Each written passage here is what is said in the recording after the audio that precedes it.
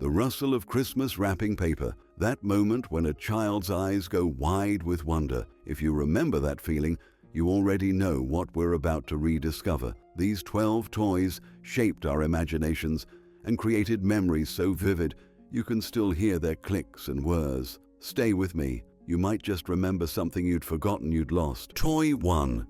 Scalextric. Picture this. Sunday afternoon, 1968. The sitting room carpet has been carefully rolled back, revealing the holy grail of any British boy's bedroom. A sprawling Scalextric track that snakes around chair legs, under the coffee table, and back again in perfect loops and heart-stopping chicanes. The distinctive smell of transformer oil mingles with Sunday roast wafting from the kitchen, while the hypnotic whir of tiny motors fills the air. Scalextric wasn't just a toy, it was a religion. Born from the ingenious mind of Fred Francis in 1957, it transformed every British home into Brands Hatch, every carpet into a racing circuit where dreams of speed and glory played out in 1:32 scale. The satisfying click of track pieces locking together was like Lego for speed demons, each connection bringing you closer to that perfect lap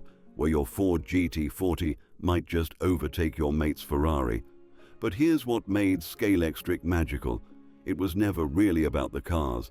It was about those precious moments with your dad, both of you crouched on the floor, controllers in hand, arguing over whether that last corner was taken fairly. It was about the meticulous planning of track layouts that would challenge both skill and nerve.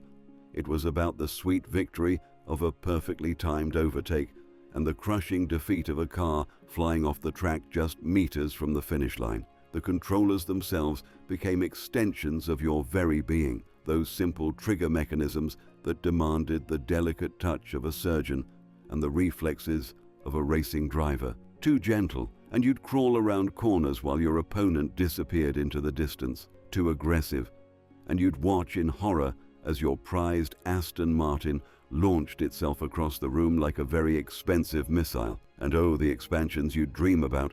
Circuit extensions advertised in the back of Boy's Own magazine, promising banked curves, working traffic lights, and lap counters that would make your setup the envy of every kid in the neighborhood. Each Christmas brought the possibility of new track pieces, new cars, maybe even, if you'd been exceptionally good, one of those coveted digital systems that seemed like pure science fiction. Toy 2. Action Man. In 1966, Britain got its very own Action Man, and suddenly every boy aged 5 to 15 had a new best friend who could do everything they wished they could and survive everything they threw at him. Standing at a proud 12 inches tall, with his famous eagle eyes that seemed to look right through you, Action Man wasn't just Britain's answer to America's G.I. Joe. He was better. He was ours. Those eagle eyes, painted with meticulous detail, weren't just for show. They were windows to adventure, promises of stories yet to be told. And that grip, real gripping hands that could clutch rifles, steer vehicles, or hang precariously from bedroom windowsills during daring escape scenarios that would make James Bond jealous. The weight of him in your hands felt substantial, real, like holding a miniature superhero who was ready for anything you could imagine. But it was the hair that really set him apart. Real, honest-to-goodness hair that you could cut, style, or accidentally singe with a magnifying glass on a particularly sunny afternoon. This wasn't some molded plastic helmet. This was proper hair that gave Action Man a humanity that his American cousin never quite achieved. You could mess it up during particularly intense combat scenarios, slick it back for undercover missions, or leave it wild after parachute drops from the top bunk. The uniforms were where Action Man truly came alive. Desert Rat, Royal Marines, RAF pilot, each outfit transformed him into a different hero entirely. The tiny details were exquisite. Miniature medals that caught the light, webbing that looked properly military, boots that actually fit. Your mum might have complained about the cost, but she couldn't deny the craftsmanship. Each uniform came with its own arsenal of weapons and equipment, from telescopic rifles to working compasses, all perfectly scaled and surprisingly robust. And the vehicles, the Action Man helicopter with its spinning rotor blades, the military jeep that could navigate the treacherous terrain between bed and wardrobe, the submarine that could actually submerge in the bath, though that usually ended with a telling off about wet bathroom floors. These weren't just accessories, they were tickets to adventures that could span entire weekends and stretch across multiple rooms. Toy 3. Cindy Doll. While American girls had Barbie, British girls had something better, something real, something they could actually aspire to be. Cindy arrived in 1963 with a face that looked like the girl next door, proportions that didn't require surgical enhancement, and a wardrobe that reflected the swinging 60s in all its mod glory. She wasn't impossibly perfect, she was beautifully British. Her hair was perhaps her crowning glory. Long, silky strands that could be brushed, styled, and plaited with the kind of care usually reserved for precious things. The satisfying sweep of the tiny pink brush through those blonde locks, the way it caught the afternoon light streaming through bedroom windows, the endless possibilities of updos and ponytails that could transform Cindy from everyday girl to evening glamour in moments. This was tactile play at its finest, requiring patience and creativity in equal measure. But it was Cindy's wardrobe that truly captured hearts and pocket money. Each outfit was a miniature masterpiece of 1960s fashion, from the iconic geometric print dresses to the perfectly tailored coats with buttons that actually buttoned. The attention to detail was extraordinary. Tiny zips that worked, belts with proper buckles, shoes that stayed on during the most elaborate adventure scenarios. Your mum might have marveled at the precision stitching on a dress smaller than her palm, wondering how anyone could craft something so intricate. The ritual of dressing Cindy was pure meditation, carefully maneuvering those tiny arms through sleeves, aligning minuscule press studs, smoothing down a skirt that was barely larger than a postage stamp. It required the dexterity of a surgeon and the patience of a saint, but the reward was seeing your Cindy transformed, ready for whatever adventure awaited in the dollhouse or the elaborate scenarios you'd construct from cardboard boxes and imagination. And then there were the friends, Paul, her boyfriend with his perfectly coiffed hair and mod suits, and later Patch, her little sister, who brought her own special charm to the Cindy universe. Together, they formed a family unit that reflected the changing face of British society, where fashion mattered, youth culture was king, and anything seemed possible if you just had the right outfit for it. Toy 4. Space Hopper. Orange as a traffic cone and twice as bouncy, the Space Hopper burst into British playgrounds in the early 1970s like a rubber meteor from a more optimistic future. With its distinctive horned handles and that slightly manic grin painted on its spherical surface, it promised one thing above all else: pure, unadulterated joy through the simple act of bouncing. There was something primitively satisfying about gripping those yellow horns and launching yourself across the playground, each bounce propelling you higher and further than gravity should reasonably allow. The rubber was thick and sturdy, with that particular smell that all quality inflatables possessed, a mixture of factory-fresh rubber and endless possibility. When properly inflated, a space hopper had just the right amount of give, firm enough to launch you skyward, but forgiving enough that crash landings rarely ended in tears. But the real magic wasn't in the bouncing itself, it was in the competitions that inevitably followed. Impromptu races across school playgrounds where balance mattered as much as speed, obstacle courses that tested both courage and coordination, and those legendary contests to see who could achieve the highest bounce without losing control entirely. The playground politics were fierce. A good space hopper could elevate your social status faster than a new pair of Clark's Commandos. The sound was unmistakable, that distinctive bowing as rubber met tarmac, echoing across playgrounds and back gardens throughout Britain. It was the soundtrack of childhood freedom, of afternoons that stretched endlessly ahead, of simple pleasures that required nothing more than a patch of concrete and the courage to launch yourself into the air with nothing but faith and momentum. And when punctures inevitably occurred, usually from encounters with rose thorns or sharp playground edges, the deflation was both literal and metaphorical. Watching your beloved space hopper slowly collapse, its grin becoming ever more sardonic as it settled into orange puddle of defeated rubber, was a childhood tragedy of Shakespearean proportions. But even then, there was always hope. Bicycle repair kits could work miracles, and many a space hopper lived to bounce another day. Toy 5. Clackers.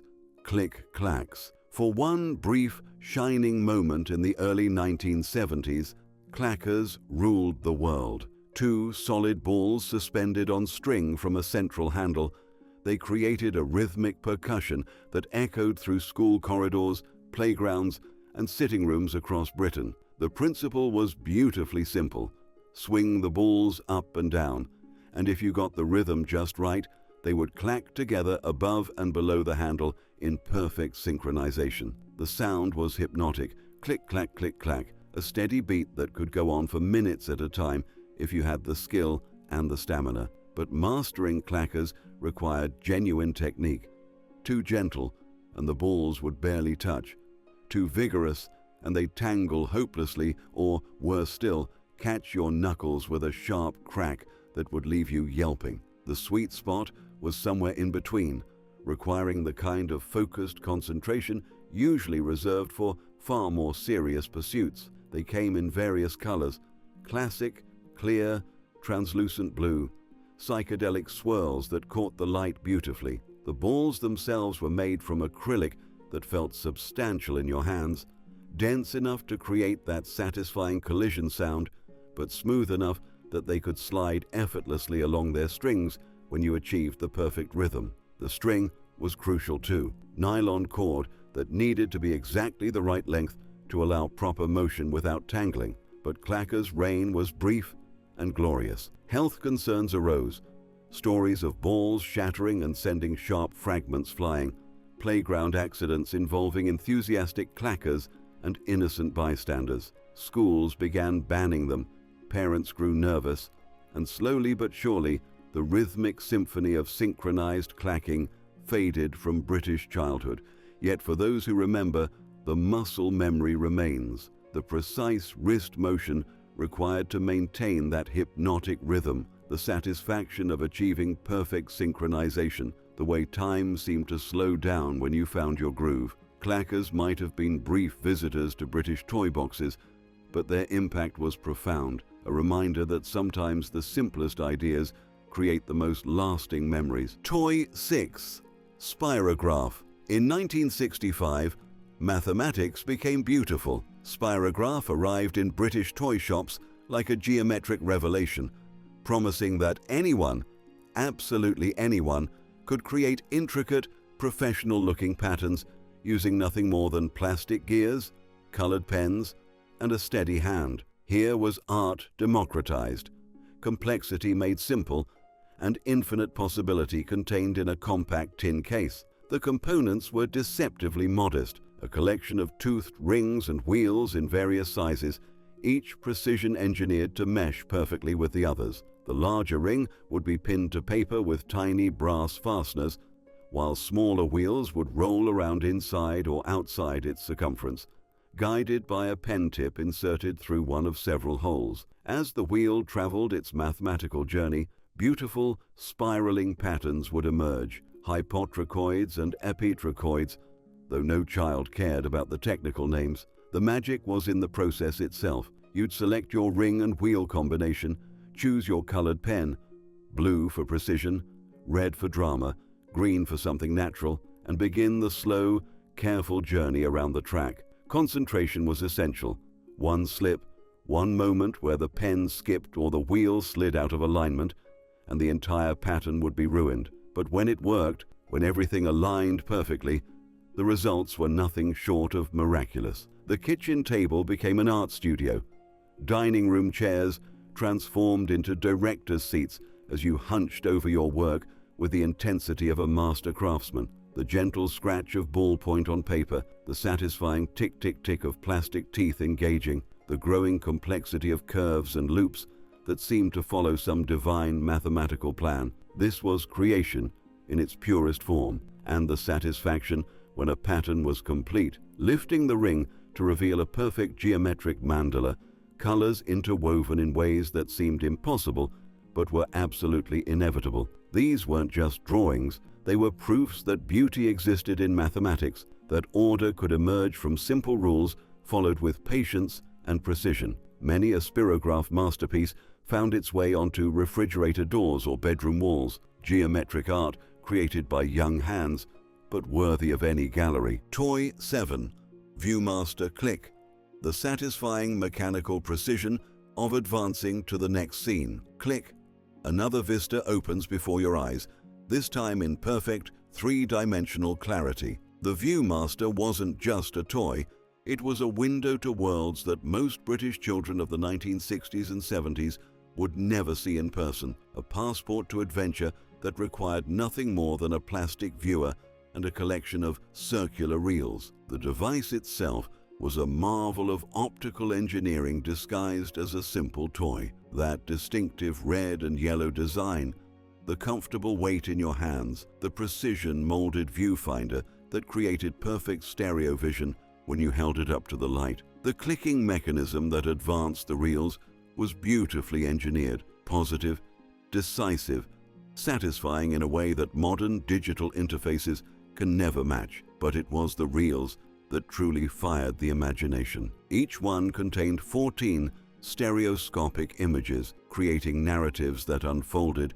with each click of the advanced lever. The Grand Canyon stretched endlessly into the distance, more real than any postcard could convey. African wildlife prowled through your bedroom in perfect 3D detail. Famous landmarks from around the world materialized with startling clarity, each image so vivid you felt you could step right into the scene. The experience was intensely personal, almost meditative. Unlike television or cinema, which shared their magic with everyone in the room, the Viewmaster was yours alone. You controlled the pace, could linger on particularly fascinating scenes, or click rapidly through sequences to create your own cinematic rhythm. The stereoscopic effect was mesmerizing. Images that seemed to have real depth, layers of detail that your eyes could explore and investigate. And then there were the story reels.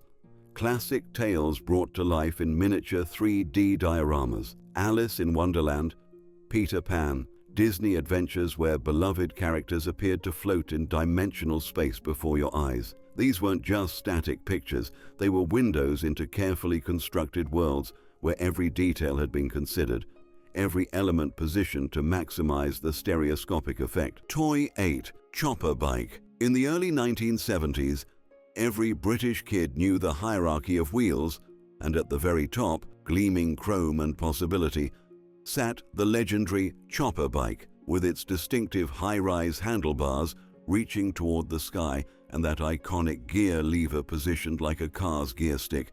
The chopper wasn't just transportation. It was a statement, a lifestyle, a ticket to two-wheeled freedom that no other bicycle could match. The design was pure American rebel, filtered through British engineering sensibilities. Those ape-hanger handlebars forced you to sit back in a laid-back, easy rider position that made every journey feel like a cruise down Route 66, even if you were just pedaling to the corner shop for sherbet dabs. The long, low-slung frame stretched out before you, painted in colors that seemed to glow with their own internal light. Space blue, apple green, hot orange, each one guaranteed to turn heads and inspire envy. But it was the gear system that really set the chopper apart. That Sturmey Archer 3-speed hub, with its automotive-style gear lever mounted on the frame, transformed every ride into a driving experience. The satisfying click as you shifted gears, the way the bike's character changed completely between first and third, the sense that you were operating genuine precision machinery rather than just pedaling a push bike. The seat was another masterpiece of design. Long, low, and comfortable enough for extended cruising. Many choppers became impromptu taxis for younger siblings who would perch precariously on the back, feet dangling, holding tight to your shoulders as you navigated the suburban landscape with the confidence of a motorcycle gang leader. And the sound, the distinctive whir of the chopper's wheels on tarmac, slightly different from ordinary bikes, somehow more purposeful, more serious, combined with the gentle tick of the gear system and the satisfying creak of the saddle as you leaned into corners. Every chopper created its own unique acoustic signature that announced your approach long before you came into view. Toy 9. Big Track. The future arrived in British toy shops in 1979, and its name was Big Track. This programmable, six-wheeled marvel represented everything that tomorrow was supposed to bring. Robots that could follow complex instructions, artificial intelligence housed in bright yellow plastic, and the thrilling possibility that ordinary children could become computer programmers without even knowing they were learning. At first glance, Big Track looked like a lunar rover that had been shrunk down and given a cheerful color scheme. Its 6 wheels gave it the ability to navigate carpet pile and kitchen lino with equal confidence, while its distinctive front-mounted photon beam, actually just a light bulb, but infinitely more exciting in a child's imagination, promised space-age adventures. But the real magic was in the programming keypad on top, a collection of simple buttons that could store up to 16 commands in sequence.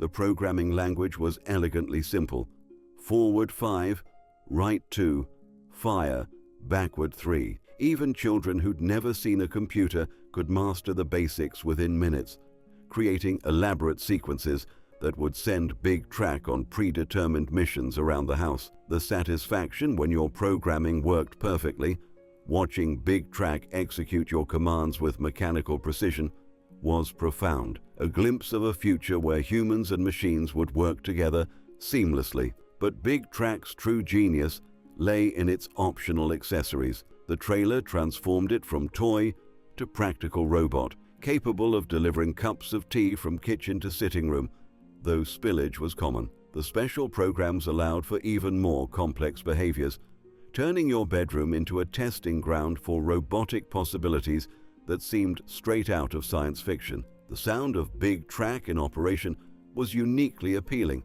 The gentle whir of electric motors, the soft click of the programming keys, the triumphant beep when a sequence was complete. These weren't just mechanical sounds. They were the audio signature of the future, making itself at home in 1970s Britain. Proof that tomorrow was going to be more exciting than anyone had dared imagine. Toy 10.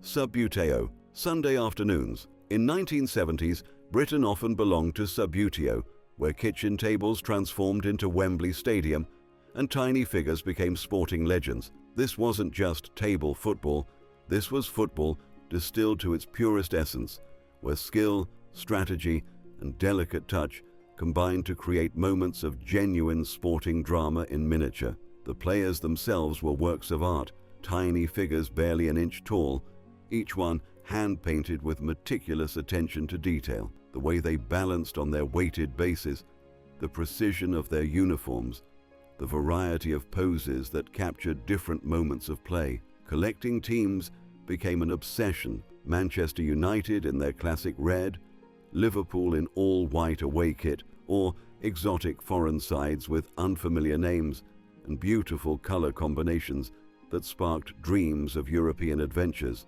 But Subbuteo demanded skill. The flicking technique, using your finger to propel players toward the ball with just the right amount of force and spin, required hours of practice to master. Too gentle, and your striker would barely reach the ball. Too vigorous, and players would scatter across the table like bowling pins. The sweet spot was somewhere in between, a delicate touch that could curve passes around defenders or thread the ball through impossible gaps. The pitch itself was a thing of beauty, green baize, stretched taut and marked with crisp white lines that looked perfectly professional from a player's eye view. The goals were solid, satisfying constructions that made each successful shot feel genuinely earned. And the ball, a white plastic sphere, just the right size and weight to respond realistically to skilled flicking, while remaining controllable for beginners. The social element was crucial too. Subbuteo brought fathers and sons together around dining room tables, created leagues between neighbors, and turned bedroom floors into venues for epic tournaments that could last entire weekends. The gentle tick of flicked players, the satisfying click of ball against goalpost, the groans of disappointment and cheers of celebration. These were the sounds of pure sporting passion played out in miniature scale. Toy 11. Etch a Sketch. The silver screen held infinite promise. Shake to clear, then twist the twin knobs with careful precision, and watch as lines appeared as if by magic on that distinctive aluminum powder surface. The Etch a Sketch wasn't just a drawing toy, it was a lesson in patience, precision, and the beautiful complexity that could emerge from simple, horizontal, and vertical movements. Those twin knobs became extensions of your creative will, the left controlling vertical movement, the right handling horizontal lines. Master both simultaneously, and curves became possible, though creating a perfect circle required the kind of ambidextrous coordination that few possessed. Most settled for impressive geometric patterns, elaborate staircase designs, or the classic house with chimney smoke that became every child's first masterpiece. The process was meditative in its demands. Unlike paper and pencil, where mistakes could be erased or incorporated into new designs, the Etch a Sketch demanded commitment. One wrong twist, one moment of inattention, and your carefully planned masterpiece might be ruined. Yet this limitation was also liberating. There was no pressure to create something permanent, no need to worry about wasting paper or making mistakes that couldn't be undone. The magic shake was the ultimate reset button. Turn the screen face down, give it a gentle shake, and watch as hours of careful work disappeared in seconds, replaced by that pristine silver surface ready for the next creative adventure. There was something Zen-like about this process, the acceptance that all art is temporary, all creation eventually gives way to new possibilities. Car journeys were transformed by the presence of an Etch a Sketch. Long motorway stretches became opportunities for creative challenges. Could you draw a recognizable face using only straight lines? What about a map of Britain or a portrait of the family dog? The gentle aluminum powder would shift and settle with each bump and turn, creating accidental patterns that were often more interesting than anything you could plan. Toy 12.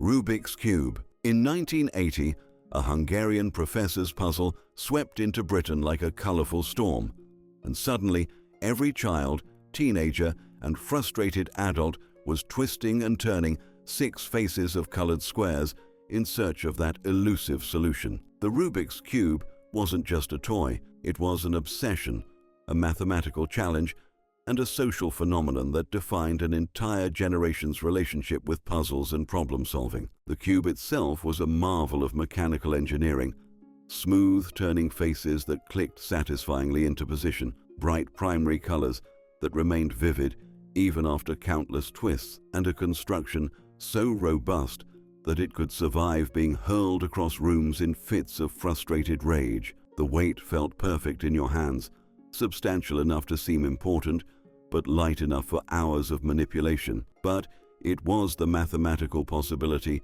that truly captured imaginations. Over 43 quintillion different combinations, yet only one solution. Those odds were both terrifying and thrilling. The knowledge that you could potentially twist and turn for decades without accidentally stumbling upon the answer, yet the tantalizing possibility that the next few moves might be the ones that cracked the code. The social dynamics were fascinating. Playgrounds developed their own hierarchies based on cube-solving ability. The kid who could solve one face was impressive. 2 faces?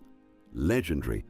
But the rare individual who could solve the entire cube, legitimately without peeling off stickers, achieved godlike status, surrounded by admirers wanting to understand the secret methods and algorithms. And, oh, the cheating. Stickers carefully peeled and repositioned when no one was looking. Cubes disassembled and reassembled in solved positions. The black market in solution books and step-by-step guides that promised to reveal the mysteries, but somehow made the process seem even more impossibly complex. Yet, Even the cheaters couldn't quite let go of the dream that someday, somehow, they might crack the code through pure logic and determination. If any of these names stirred something deep in your memory, if you found yourself remembering the weight of Action Man in your hands or the satisfying click of advancing a Viewmaster reel, then you're part of something special. You're one of the last generation to understand that magic could come in cardboard boxes,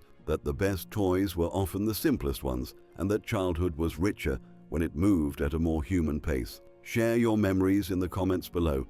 Which of these toys defined your childhood? Did you master the Rubik's Cube legitimately, or are you still carrying the shame of relocated stickers? And if you found yourself nodding along, perhaps feeling a gentle tug of nostalgia for simpler times, then subscribe to keep these memories alive. Because in a world that's constantly rushing toward tomorrow, sometimes the most radical thing we can do is remember yesterday with the wonder it deserves.